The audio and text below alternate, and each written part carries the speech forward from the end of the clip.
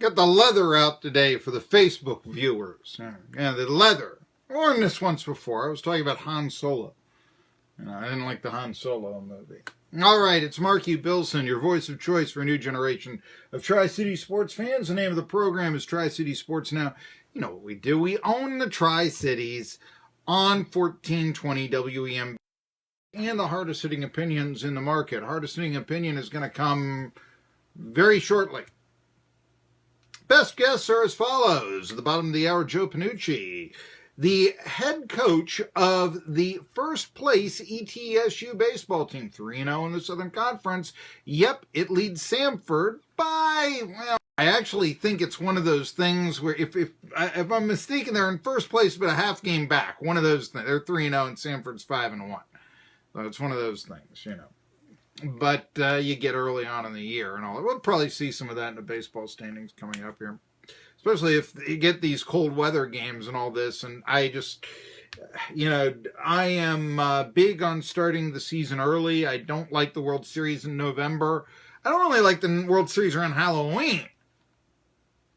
It's not that I like baseball to go, just the opposite. I can recall once sixth game of a World Series and just being, sad. Oh no, a lopsided sixth game that the team up 3-2 is going to win. Baseball, no more baseball after tomorrow. Oh no, couldn't stand it.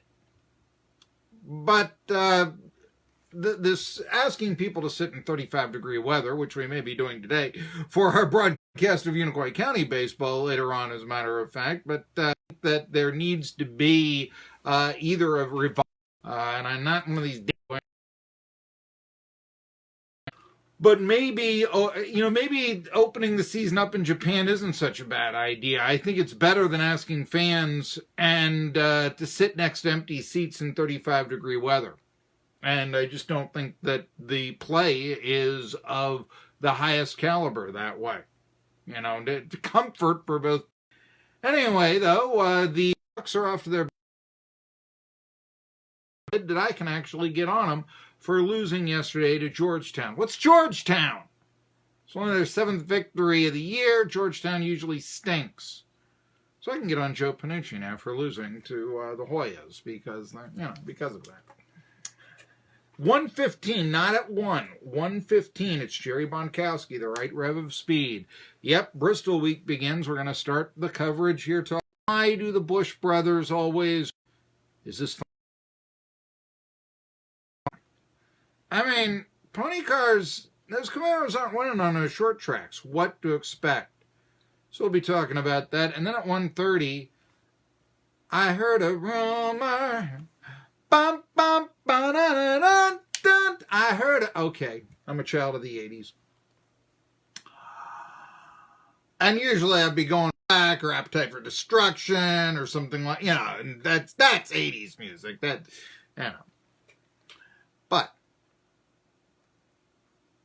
could Mike Young be leaving Wofford? It's actually getting some discussion down in Charleston.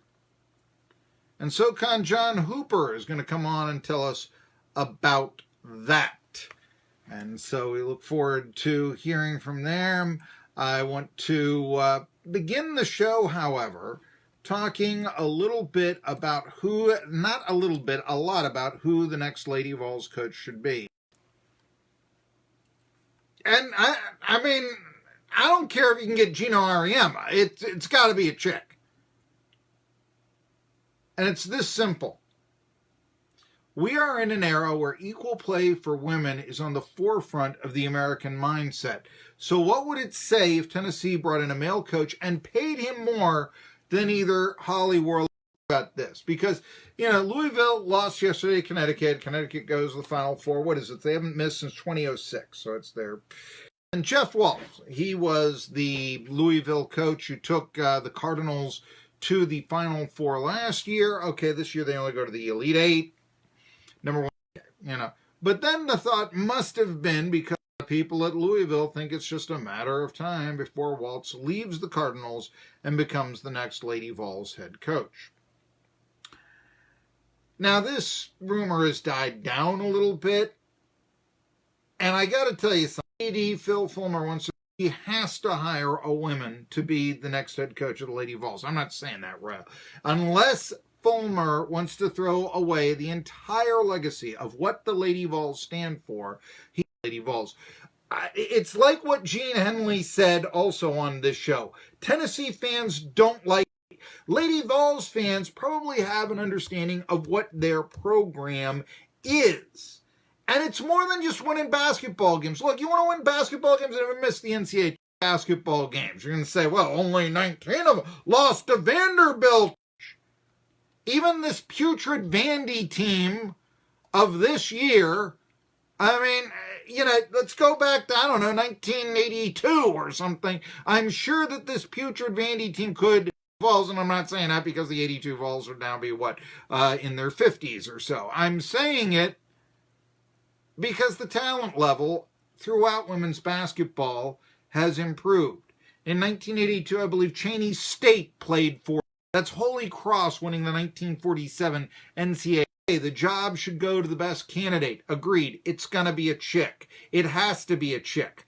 I'm going to tell you why. Because Tennessee has always been ahead of the curve in Title IX.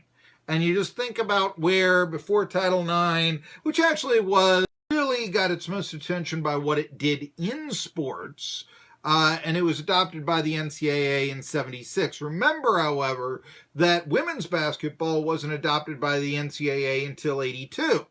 So this is the era in which women's sports are coming. Women's basketball, played Maryland in 75 in the first televised women's basketball game on TV. But don't think that that was as big as Monday Night Football or the World Series or something like that. I'm sure programming, sports programming a little bit different back then. There's no ESPN.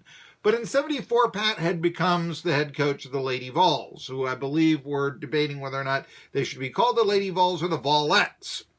And she's paid less than $10,000 the team, and uniforms were paid by, are you ready for this? Donut sales. It's like Girl Scout cookies here.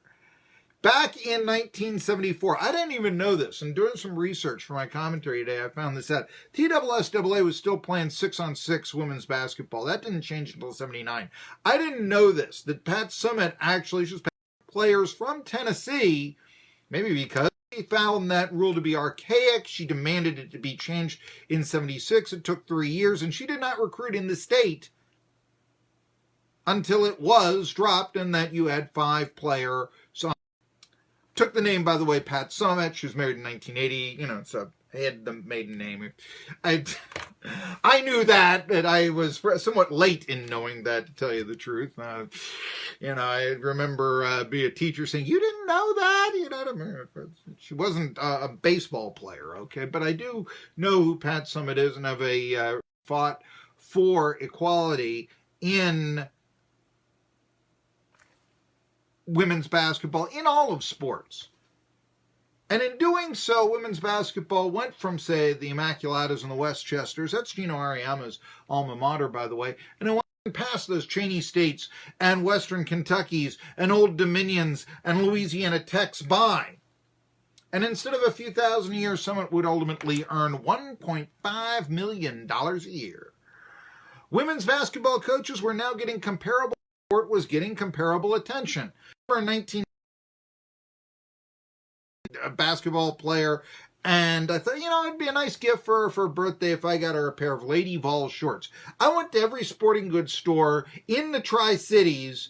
I could not find a pair of Lady Vols shorts in 1990, 2 national championships in. You couldn't listen to their games on the radio. Now think about it. No problem getting Lady Vols gear. Also, you want to watch the Lady Vols, they're on TV. They're on TV is just as much as the dudes are. Think about this.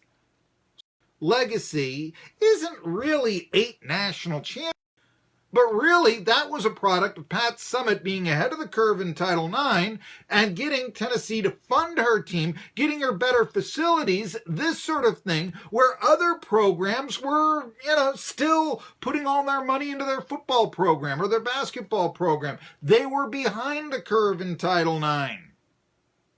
And by the way, there is some discussion also about, is that the best thing? Because, yes, I do believe Title IX also killed a lot. But anyway, I want you to consider this, that the Lady Vols stand for equality in sports. And I'm going to take a break here.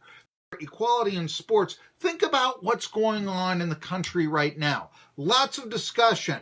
Women making equal pay to men. A salary discrepancy. I'll talk about this when we return on Tri-City Sports Now. Tool for the job. It's the